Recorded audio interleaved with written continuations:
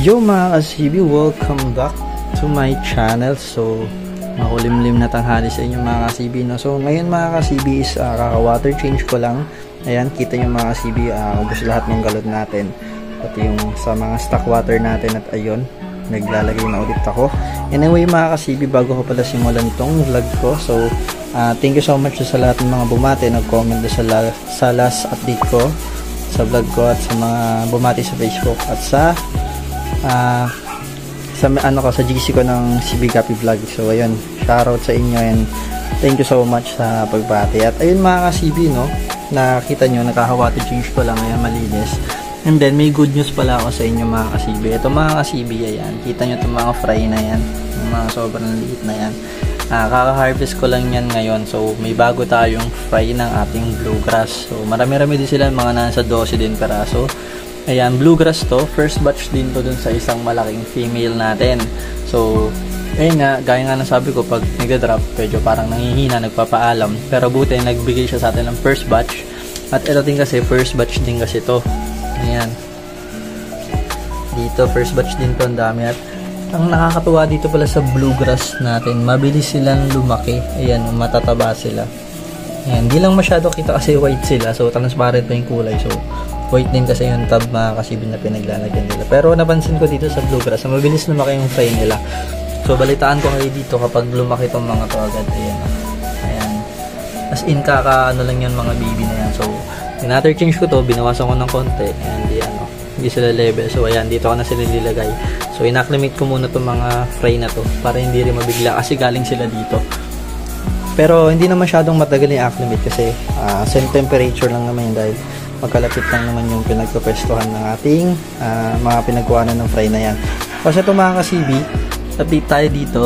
Ayan, ito niligay ko dito yung second batch na 3 piraso ng MSSBT. Tapos tinanggal ko yung male niyan. Kasi yung male niyan, sinama ko na dun sa mga nakalagay ditong female. Sinama ko na. So, ayun na. Hinayaan ko na sila dadami. So, pakita ko sa inyo guys. Nag-setup na kasi ako ulit ng isa pang tab para dun. Yun nga, sa mga natin, MSSBT.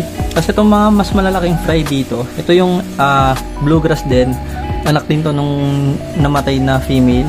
Kasi di ba madami akong female yung bluegrass. So ayun yung nanganak na nangimik. Tapos may isa pa, buntis yun.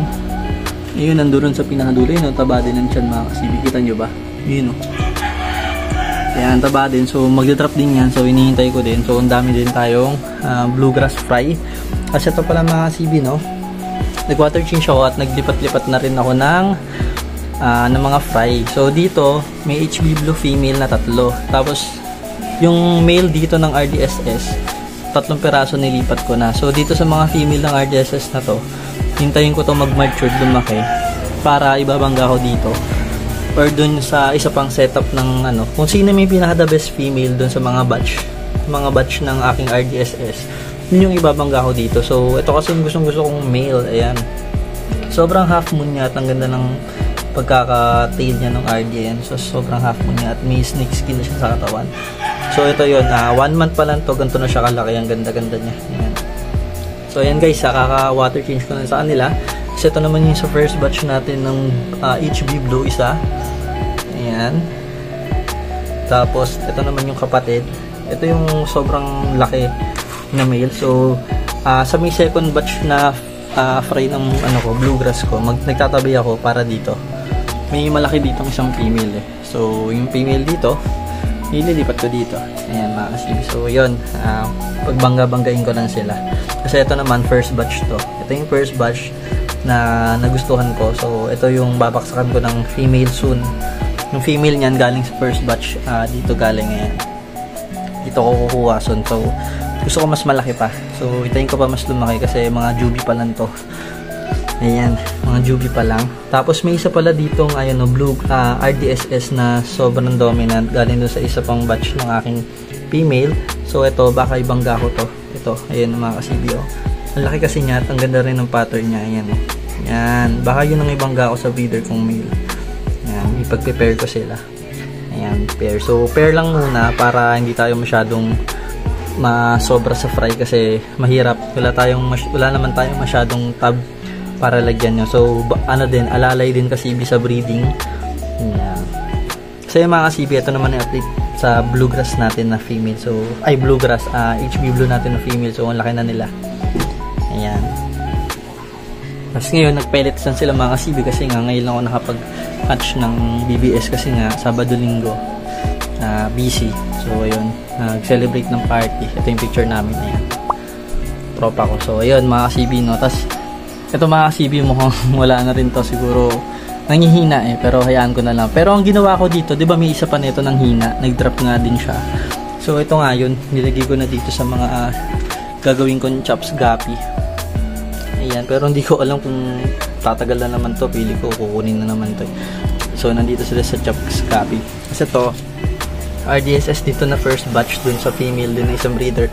So ano sila dito, ano ba sila dito? 5 RDSS, isang P-dirt, no. So ito, papalakihin ko lang ito na papalakihin. Hihintayin ko rin yung pattern nito para makapagpabangga. So yun kasi yung hinihintay ko, yung pattern na lang. Yung pattern talaga. At masyado pa kasi maliit kasi mga 1 month pa lang naman to. So 3 months pa para ma-select din natin. Ayan. Ayan mga kasibigan yun. Mga natira ko na female pa. Kasi yung iba kinal ko na, diba? So nilagay ko dito. Kinuha. So ito nga pala mga kasibi na dating feeder tab ko. Ay sorry, nagalaw yung camera. Ito na yung mga ano natin, MSS Blue. Ay MSS BT. Ayan, MSS Blue tuloy. MSS BT, ayan o. Yan yung mga female. Ito talaga ang lalaki o. Ang bilis nila lumaki. Nung una, tagal nila sa fry. Pero nung medyo lumagpas na ng 1 month pataas, ayan, bila silang lumaki. Ayan, tapos yung isang dark na dark dyan, yun yung nag-iisang male galing dun sa second batch. Yung may ears, di na makita eh. Nakarawan kasi. Ayun o, yung may ears na yun. Yung. So, male siya. So, medyo bata pa, pero hinalo ko na dyan at ayan ko na lang sila dito magpadami. Ayan, buntisin niya lahat yun yung ano na yan. 6 na female na yan, buntisin na yan. So ayan, may new tab ako ditong binuksan. Tapos may isa pa kasi dito, reserva pa. Ito. Tapos ito naman, dito naman yung first batch din ng ating gold. Sana marami ang male dito sa mga malalaki na yan. Pero hindi pa natin malalaman kasi ano pa sila, masyado pang bata. Tapos sinama ko na rin pala dyan yung anak ng last. Ayan, 7 piraso lang naman yung anak. So, ayan ko sila dyan. So, malaki naman yung tab. So, mabilis din lalaki yan. At ilan lang sila. So, ito yung mga female. Malalaki na rin yung mga female. Ayan, malalaki na guys. So, malalaki na sila yung mga female natin. Ayan. Tapos, dito naman mga ka-CB. Dito, may 3 RDSS dito. Ayan, kakalagay ko lang. Kaya medyo mailap pa yun sila sa dulo. 3 yan. Yan yung nandoon sa may tab na linya ng Batangas line. So, tinabi ko dyan at ayun nga, siyempre, kailangan ko na mag-separate. So, ginawan ko na lang ng paraan. So, tanda ko naman kung saan ko sila pinaglalagay at sino yung mga kapatid nila.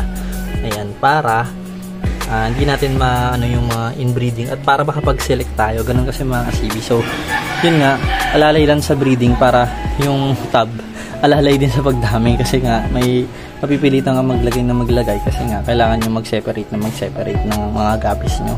At siyempre, for selection, yun kasi yung pinakamaganda. Kaya ko, yung isang female dito na gusto ko, inilipat ko dito para tanda ko na. So, sinama ko siya dito sa all females ng HB Blue. Tapos, yung female dito ng HB Blue from second batch, yung female dito ng HB Blue ko, second batch, 3. So, nilagay ko dito sa mga natirang female ng first batch din ng Batangas line ng RDSS. Ayan. So kasi dito sa female dito ng RDSS, pwede rin ako mag-select dito at dito ko ilalagay sa sa Batangas line din na magkaiba yung nanay kasi galing sa ibang female to at galing sa ibang female din. So ito mga female din to.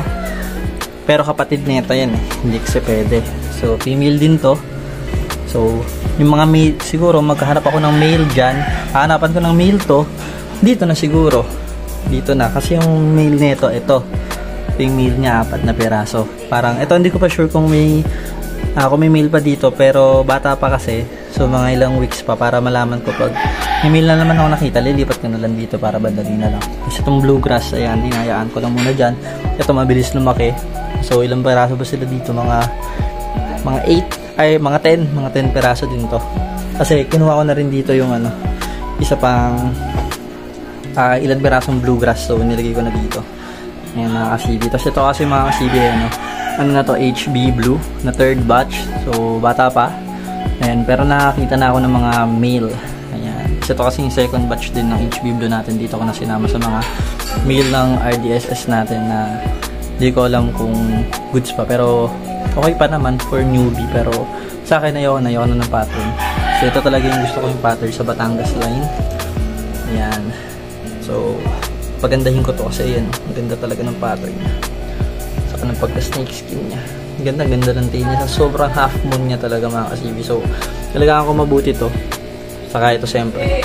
Ito yung pang cross natin. Pang cross natin. Ayan. So, yun lang no mga ka-CB no.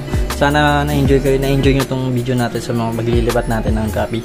At yun yung bagong setup na ano natin. Tab natin for MSSBT natin. And yun mga ka-CB no. Balitaan ko na kayo ulit sa mga susunod na update natin sa ating mga gapi dito at kung ano nakakalabasan nila. Yun yun mga ka-CB no. Kita-kita na lang tayo sa next vlog.